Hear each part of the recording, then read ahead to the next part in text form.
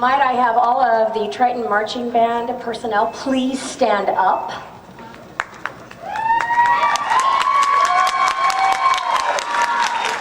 Oh, they deserve a bigger round of applause than that.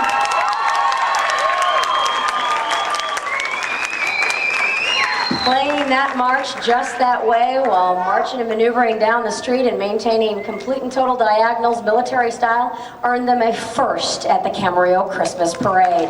Give them another round.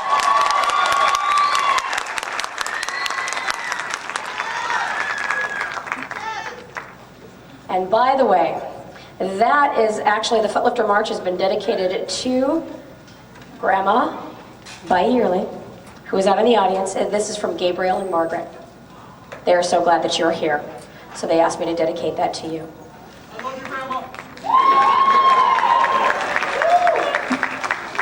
Ladies and gentlemen, it is an absolute pleasure to have all of you here this evening for our 11th annual winter concert. This is our symphonic band ensemble, obviously. They've gotten themselves all dressed up and ready to go and play for you this evening, and they are playing quite a wide range of selections tonight on the program.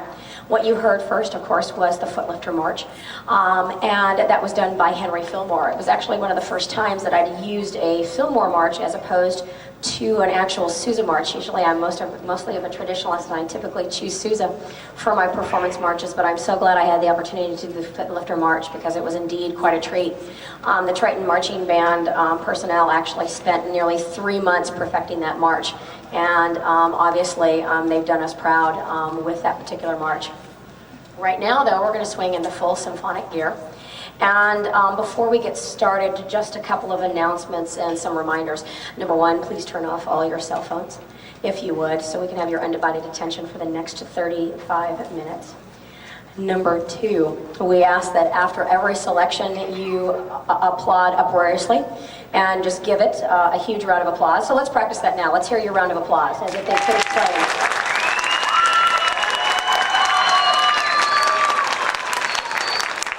Indeed, that's what we like to hear. Unlike jazz ensemble one, though, while the piece is going on, if there is a solo, you refrain from actually clapping. The clapping only comes at the end and not the during, as it is in the tradition of classical style. With that, I would like all of my seniors to either stand up or wave from percussion if they are currently a senior in the ensemble. Bum, ba-da-dum, ba-dum, bum, bum. Give them a round. Our seniors.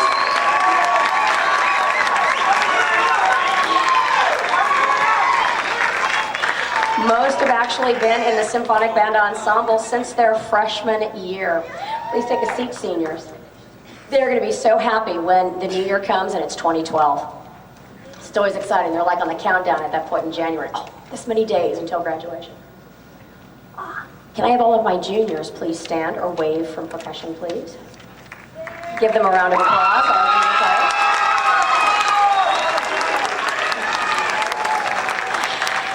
Most of them have also been with me since their freshman year. Go ahead and take a seat, juniors. Might I have all my sophomores please stand and wave their arms. And like many of their predecessors, they've also been here since their freshman year. You see a trend going on? Please take a seat, sophomores. And finally, might I have all of our freshmen please stand or raise their hands.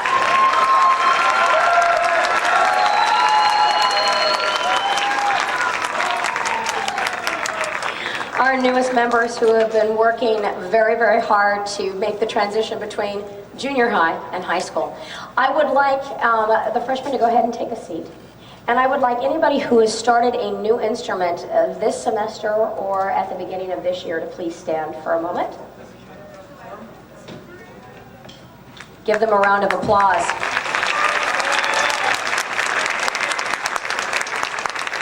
Some of them have actually never touched the horn that they played until the day I said, you look like you're kind of built like an alto player. Try alto.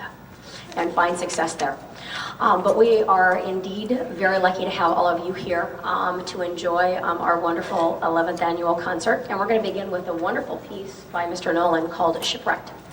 It is indeed, fits the title, Shipwrecked. You're going to hear the idea of what happens to a ship out on sea.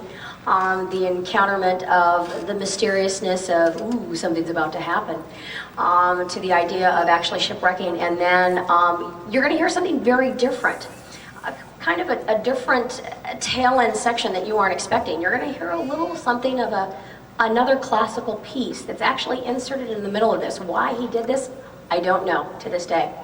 But he inserted this classical piece, and I'm going to kind of do a little survey with the audience to see if they can figure out what the name of the piece is without my students giving it away, but enjoy Shipwrecked. I love you. Was that for me or for her?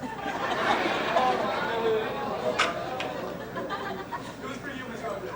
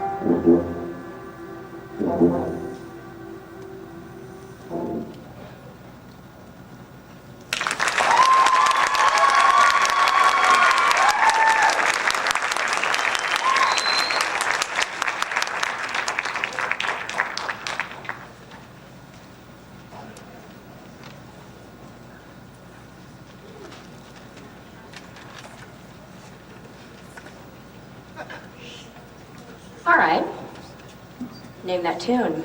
Anybody guess the classical piece in the center? Ode to Joy. The Ode to Joy. Which composer? Beethoven, very good. Which symphony? 10th? No, it wasn't the 5th actually, it was his last. The 9th Symphony, which was the first time that a choir had actually been introduced into an actual ensemble such as a symphonic orchestra. It was actually Beethoven's last symphony just before his death.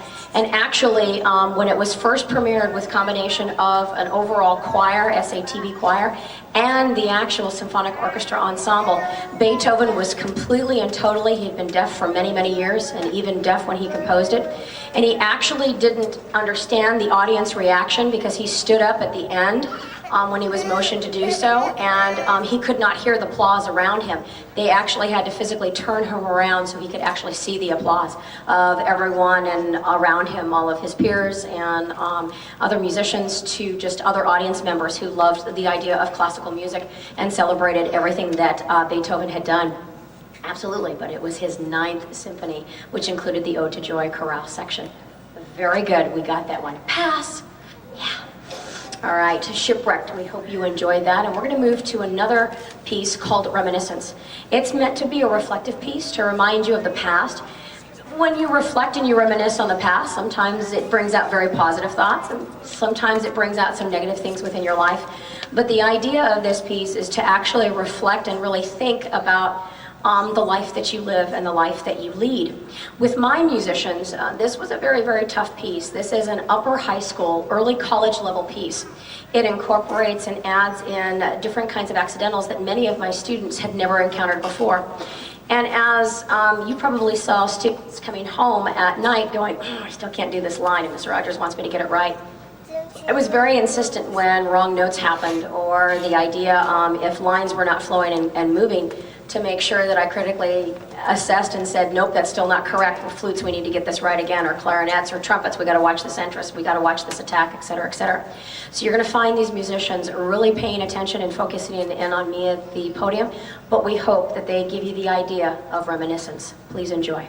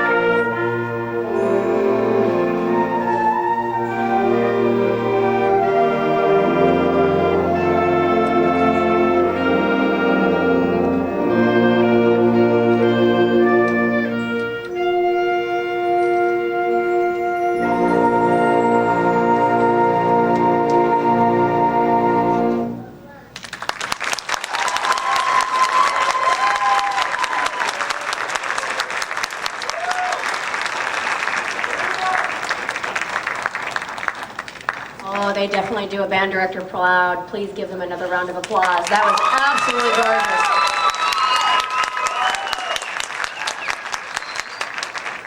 Now see, why didn't you just play it like that way on day one? It wasn't so hard. You did well. Very, very well. Symphonic band, would you please stand up for a moment?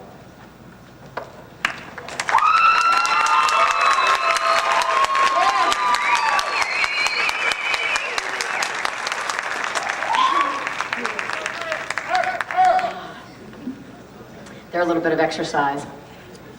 All right. The next piece that we're going to do for you kind of takes us to winter. How many of you have actually been around snow? Just please raise your hand if you've been around snow at all at any moment. Okay, how many of you like to ski, snow sled? Okay, anybody ever been on a bobsled before? Yeah. You know, some of the students, I kind of took it for granted. I didn't realize that they didn't really understand what a bobsled was until I related it this way. The film Cool Runnings. The Jamaican bobsled team. You know, who's going to actually believe that a Jamaican bobsled team can actually, you know, bobsled? And it was a neat film all the way back. I think it was in the early 90s, I want to say, by Disney with John Candy. And when I said that, immediately a couple of people, like Gabe and a few others, went, oh, yeah, great film. So I actually made it a homework assignment for them, by the way, over winter break. They need to see Cool Runnings. Very good family film and a very entertaining film at that. But it's the idea, once I put it into the brain of what the bobsled was and related to this film, everybody kind of filtered and went, okay, now I get it. So the idea of this particular piece is to give you the interpretation of what happens at the top of the mountain before the team is even gotten into the bobsled, as they begin their descent down and start running on each side, because there are two people on each side of the bobsled. And then as they get in and as they actually take the ice slide basically all the way down the mountain, and it's meant to depict the bobsled. Please enjoy this neat little piece.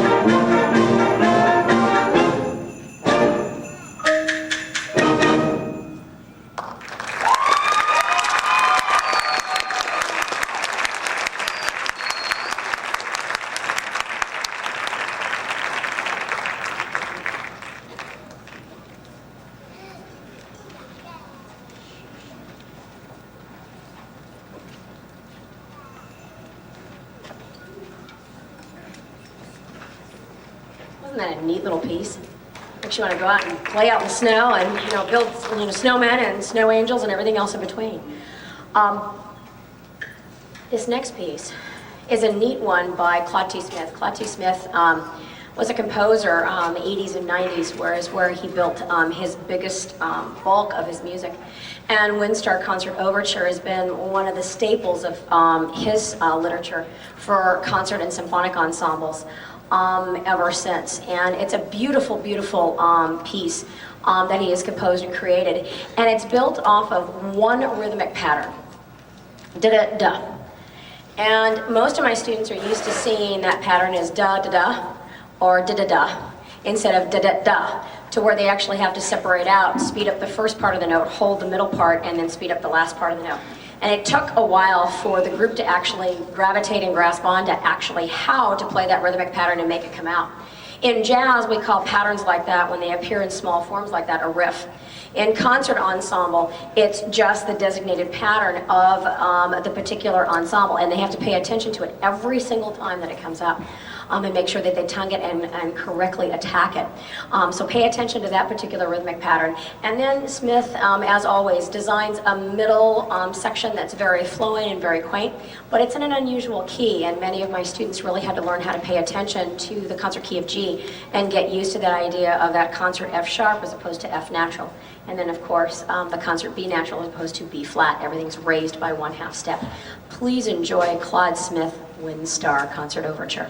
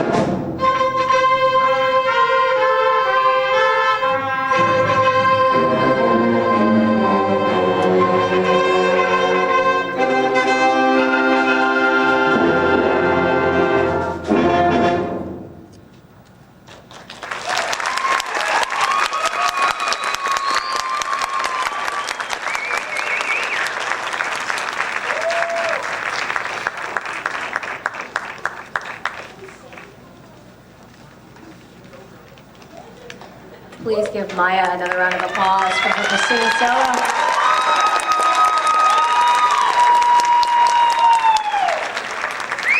Very nicely done. All right. Did you like Windstar? Neat little piece, isn't it? And it's very technical in its aspects, but it's got a wonderful, wonderful low-end section. And that's one of the neat things that Smith always gave us as a composer. He really knew how to build compositions for the low ends and then balance the upper woodwinds with some melodic lines and counter melodic lines. And it truly is a very, very neat piece. Smith never disappoints. He never disappoints. And now we're going to actually move to the last part of our program. And as we get ready for the holiday season, both Christmas and Hanukkah, I typically do a Christmas holiday type tune. And I was fortunate enough this summer to actually run across Hanukkah. I'd always been looking for a Hanukkah tune, as I always wanted to balance that part of my program literature.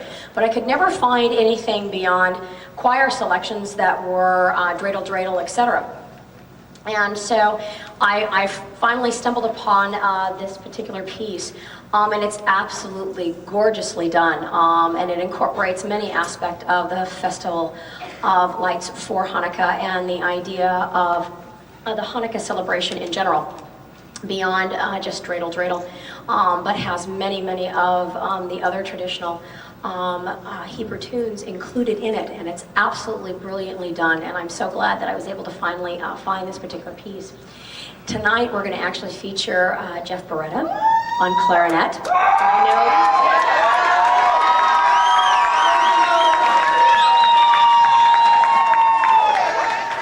He's probably a little nervous, so give him a little bit of encouragement from the audience, please.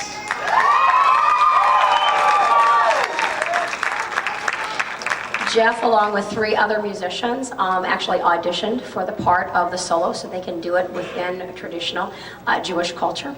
And Jeff is the one who was awarded the spot for this particular solo. With that, please enjoy Hanukkah, Festival of Lights.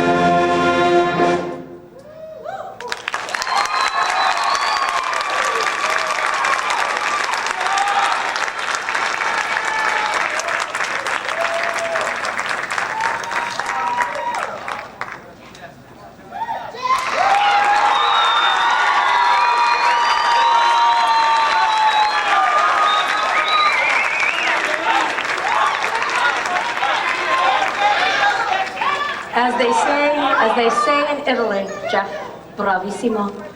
Bravo, bravo. Give him another round of applause. Absolutely splendid.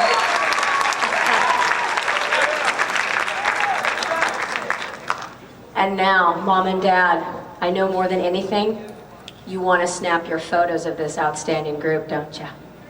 Ready? I'll let you take a moment. I'll move the microphone out of the way.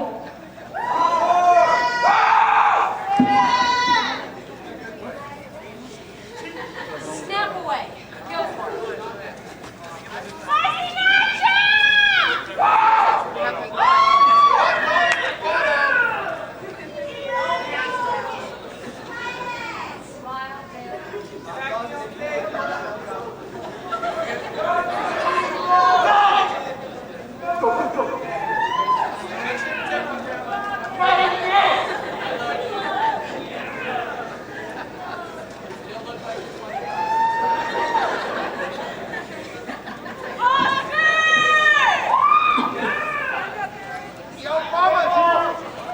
As my mom and I like to say in our family, this is what we call a memory day.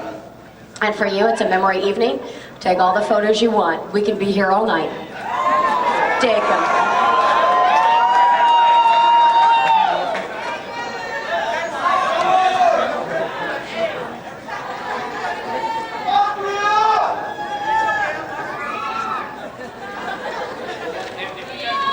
You want an encore, huh?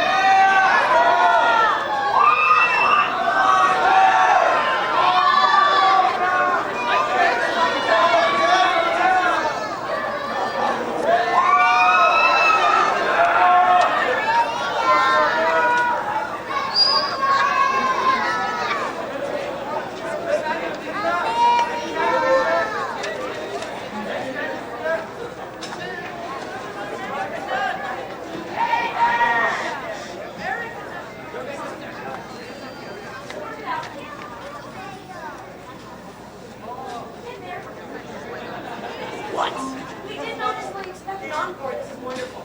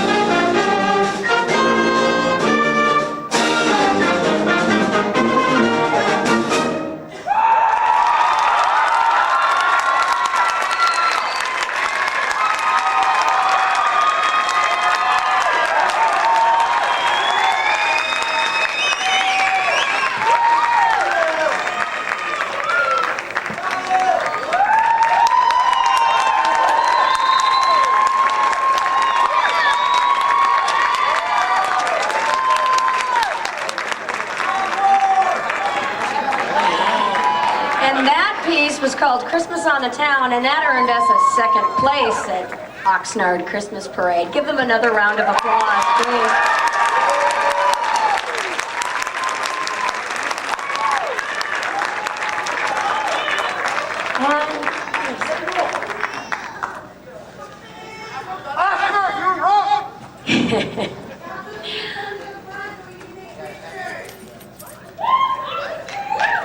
Most definitely. These ladies and gentlemen work exceptionally hard every single day. They not only have to battle musical skills that they may have never tackled before, sometimes Miss Rogers isn't necessarily always on the mark. I've been a little sick over the last few weeks, and I keep fighting off a sinus infection, and some days it's like I come in with orange juice and it just keeps going down, and then I refill it and it keeps going down and refill it, and they're like, Miss Rogers, you're gonna make it? And I have my moments too. But they truly come in each and every day. They are excited and exuberant. When they aren't, I try to get them excited and exuberant and just get them to learn to play and to enjoy themselves while doing it, because that's the most important thing. They need to have fun and enjoy the music that they're playing. And I am truly very fortunate to have the largest symphonic ensemble in the district, as well as, so far, from all of the emailing I've been doing, we actually seem to have the largest symphonic ensemble in Ventura County.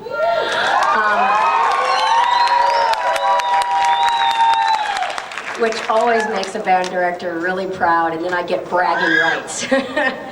So it's absolutely wonderful, and it truly is, for me, every single day and teaching, it's an absolute blessing. I couldn't imagine not doing what I do, and I can't imagine not having these students in front of me. Please give them another round of applause for all of their work and effort.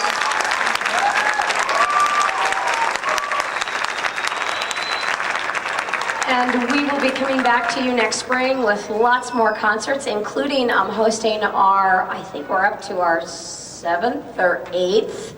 Mama Rogers is going to have to help me. My memory's a little shaky. I think we're on 7, to be honest. I'm hosting the Southern California Band and Orchestra Association's annual Band and Orchestra Festival. We usually host between 30 and 38 ensembles. We've normally done it over 2 days. Believe it or not, we're going to be doing it over 3 days. 2 evenings, Thursday evening and Friday evening in mid-March, and then over part of a Saturday. We've actually condensed part of the Saturday and added on the Thursday evening. So I will be calling on lots of parents and lots of volunteers, as I always need a lot of help for parent-designated types of activities. And then, of course, your students will be working their little patooties off, helping me with the other instrumentalists that are coming in and getting ready to play. But we look forward to doing that in March and so many other events.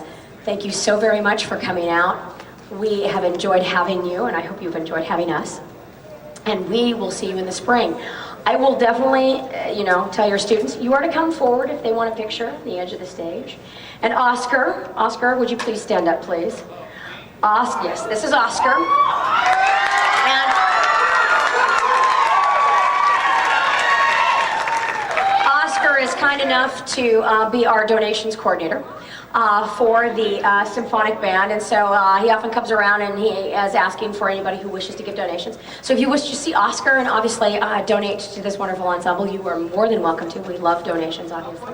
And Oscar loves to hear change at the bottom of the jar. He truly does, because he's always trying to figure out what's in there. But you can see Oscar also to give any donations that you would like to. As you know, I don't charge for my concerts. I believe that parents have every right to come on out and see their child perform absolutely for free. But if you would like to donate, you're more than welcome to. We don't ever turn that away. Thank you again so very much. It's been a pleasure. We'll see you soon. Bye-bye.